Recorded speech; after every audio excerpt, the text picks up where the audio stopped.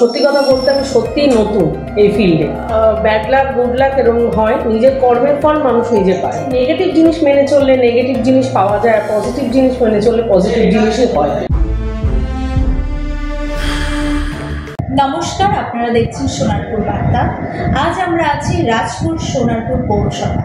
রাজপুর সোনারপুর পৌরসভার পদ মানে পৌরসভার উপপৌরপ্রধানের পদ অনেক দিন ধরে শূন্য ছিল। আজকে সেই শূন্য পদ ভরাট হয়েছে। আমাদের সঙ্গে আছেন 29 নম্বর ওয়ার্ডের কাউন্সিলর তথা উপপৌরপ্রধান পাপিয়া মুখার্জি।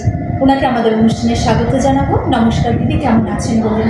নমস্কার, খুবই ভালো আছি, একসময় নার্ভাসও আছি আর টেন্সডও আছি। আজকে আপনি শপথ গ্রহণ করলেন উপপৌরপ্রধান পদে, তো সেই জায়গা থেকে আপনার অনুভূতি? প্রথমেই জানাই যে দল যে আমাকে এই যোগ্য মনে করে এই জায়গাটা দিয়েছেন তার জন্য আমি কৃতজ্ঞতা জানাই আমাদের মাননীয় মুখ্যমন্ত্রীর কাছে, শ্রীমতী মমতা ব্যানার্জি, এবং অবশ্যই সাংসদ অভিষেক বন্দ্যোপাধ্যায়কে জানাই আমি অনেক অনেক কৃতজ্ঞতা এবং প্রণাম জানাই যে এই যোগ্যতা আমায় মনে করেছে, যোগ্য মনে করেছে, এই পদটা দিয়েছে। কি মনে হয়, কারণ আপনি আগে ছিলেন কাউন্সিলর, এখনও আছেন 29 নম্বর ওয়ার্ডের কাউন্সিলর, তারপর একটা বাড়তি দায়িত্ব, একেবারেই গুরু দায়িত্ব, কতটা সামলাতে পারবেন বলে মনে হচ্ছে আপনার? দেখুন, আমার এখানে দুই অভিভাবক সারাক্ষণই থাকেন, ডক্টর পল্লব দাস চেয়ারম্যান, আর আরেকজন আছেন সিআইসি নজরুল আলী মণ্ডল। দুই দাদা আমার সাথে প্রথম থেকেই ছিল, 3 বছর ধরে ছিলেন। ওনাদের গাইডলাইনটা আমি এতটাই পেয়েছি যে আমার মনে হয় না আগামী দিন কাজ করতে কোনো অসুবিধা হবে। একেবারে অন্যরকম একটা প্রশ্ন, এটা রিলেটেডই, মানে চিরাচরিত কথা, শুধু কথা নয়, মানুষ দেখে আসছে যে রাজপুর সোনারপুর পৌরসভার উপপৌরপ্রধানের পদ বাড়ি বাড়ি কিন্তু অপসারিত হয়েছে।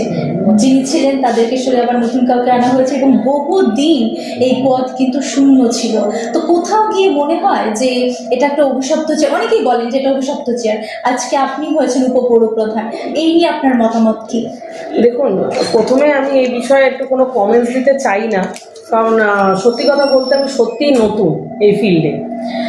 এইগুলো কুসংস্কার আমরা বিশ্বাস করি না।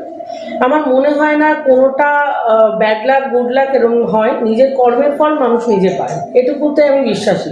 আমি যদি মানুষের পাশে থাকি, মানুষের জন্য আছি, মানুষের জন্য এই জায়গাটা আমি পেয়েছি, তো এর মধ্যে আমি তো মনে করি এটা আমার অনেক সৌভাগ্য। এই চেয়ার অশুভ কি কোনটা অশুভ আমি জানি না, এই ব্যাপারে আমি কোনো কমেন্টস করতে চাই না, কারণ আমি জানি নেগেটিভ জিনিস মেনে চললে নেগেটিভ জিনিস পাওয়া যায়, পজিটিভ জিনিস মেনে চললে পজিটিভ জিনিসই হয়। আমি মানুষের ভালোবাসা চিরকাল পেয়ে এসেছি, আর এই মানুষের জন্যই আজকে এই জায়গায় আমি কর্তব্য ডিউটি যা করতে চাই, ওনারা যা চাইছেন ওটাই আমি যেন দিতে পারি, এটাই আমার একমাত্র কাম্য। আজকে শপথ গ্রহণ করার কতদিন আগে আপনি জানতে পেরেছেন যে আপনাকে উপপৌরপ্রধানের মনোনীত করা হয়েছে? কালকে রাত্রি 9টার সময়। আপনার কি মনে হয় আপনাকে কেন মনোনীত করা হলো? দেখুন, এইটা জানি না, এটা কোনো কমেন্টস নয়।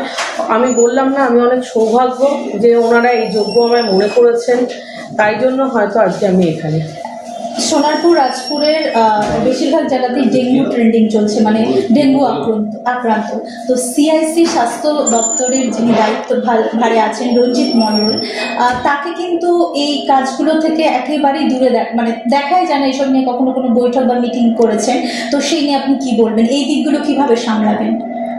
দেখুন, যতদূর আমি ওনাকে চিনি, আমি ফার্স্টেই বলে আমরা একটা টিম ওয়ার্ক, আমরা একটা কলিগ হিসেবে কাজ করি পৌরসভায়।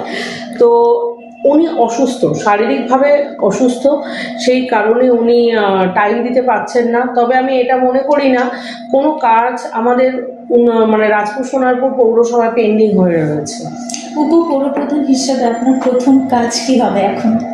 সেটা তো আমিও এখনো জানি না, কারণ আমাকে এখনো কোনো ডিপার্টমেন্ট দেওয়া হয়নি। আপনার কি ইচ্ছা আছে যে এই কাজগুলো আমি যা দেবে আমি তাই করব? দেখুন, আমি কাজ করতে ভালোবাসি, তো আমার এরকম কোনো ব্যাপার নেই যে এটাই বেটার কি ওটা। আমি কাজ করতে এসেছি, মানুষের পাশে থাকতে এসেছি, মানুষের প্রয়োজন যা যা, তার জন্য যা যা করণীয় সেটা আমি করতে রাজি আছি। সাধারণ মানুষের অনেক অভিযোগ এই যে রাজপুর সোনারপুরের যে রাস্তাঘাট একেবারেই বেহাল দশা, বিশেষ করে মিশন পল্লী রাজপুরের রাস্তা, তো সেই দিকগুলো কবে মানে আপনারা নজরদারি করবেন, এরকমটাই কিন্তু অভিযোগ তুলছে সাধারণ আমার। দেখুন, আজকে আমি সবেমাত্র নিযুক্ত হয়েছি, এরপরেই আমাদের মিটিং স্টার্ট হবে। তো আশা করি আমার কিছুদিনের মধ্যেই আশা করি তার আনসারটা আপনাদের আমি দিতে পারবো। এই মুহূর্তে আমি দিতে পারবো না, কারণ আপনারা নিজেরাও বলছেন নবনির্বাচিত, তো আমি নতুন, একদমই নতুন, আমি জানি না এই ব্যাপারে কিছু। এই ব্যাপারে আমি কোনো কমেন্টস করতে চাই না। তবে আমি এটুকু মনে করি রাজপুর সোনারপুর মিউনিসিপ্যালিটি যে পরিমাণে কাজ করে, আপনারা আশপাশটা একটু খোঁজ নিয়ে দেখবেন। আমার মনে হয় না এই কাজটা অন্য কোনো জায়গায় আপনি দেখতে পাবেন। যেহেতু আপনি ওয়ার্ডের কাউন্সিলর, 29 নম্বর ওয়ার্ডের কাউন্সিলর, এখন এসআর প্রক্রিয়া চলছে, তো আপনার ওয়ার্ডেও অন্যথা নয়, তো সেখানে কিরকম ভাবে এসআর কাজ চলছে বলে মনে হয় আপনার? ওইটা তো মানে সারাক্ষণই চলছে। আমরা ক্যাম্প করেছি এক জায়গায় না, 3 জায়গায়, এবং সকাল থেকে রাত অবধি কন্টিনিউয়াসলি ক্যাম্পে লোক আসছে। আমরা যথারীতি যত রকম ভাবে হেল্প করা, সহযোগিতা করা করছি।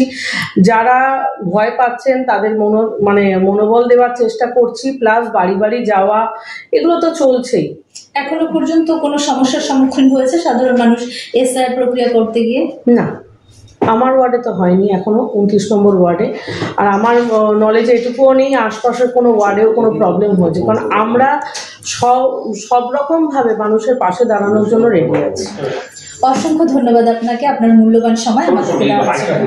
অনেক অনেক ধন্যবাদ জানাই আপনাদের। মিডিয়া না থাকলে এত সুন্দরভাবে আমাদের সব কাজগুলো প্রচারও হয় না, তার জন্য আপনাদেরকেও অনেক অনেক ধন্যবাদ জানাই। Thank you. এতক্ষণ আমরা কথা বলছিলাম রাজপুর সোনারপুর পৌরসভার উপপৌরপ্রধান পাপিয়া মুখার্জির সঙ্গে। তিনি কিন্তু জানালেন যেহেতু তিনি নবনির্মিত, সেই জন্য ওনার কাজের দায়িত্বভার ওনাকে যা দেওয়া হবে তিনি কিন্তু সমস্ত কাজই সম্পন্ন করবেন, এবং তার সাথে তিনি জানিয়েছেন যে তার ওয়ার্ডে যে এসআর প্রক্রিয়া চলেছে সেগুলো কিন্তু সুষ্ঠুভাবে হচ্ছে, মানুষকে আতঙ্কিত হতে বারণ করেছে, এবং রাস্তাঘাট জলে যে সমস্ত সমস্যা সেই সব নিয়েও কিন্তু তিনি বলেছেন যে তার কোনো সমস্যা নেই। ক্যামেরায় মুকুলিকার সঙ্গে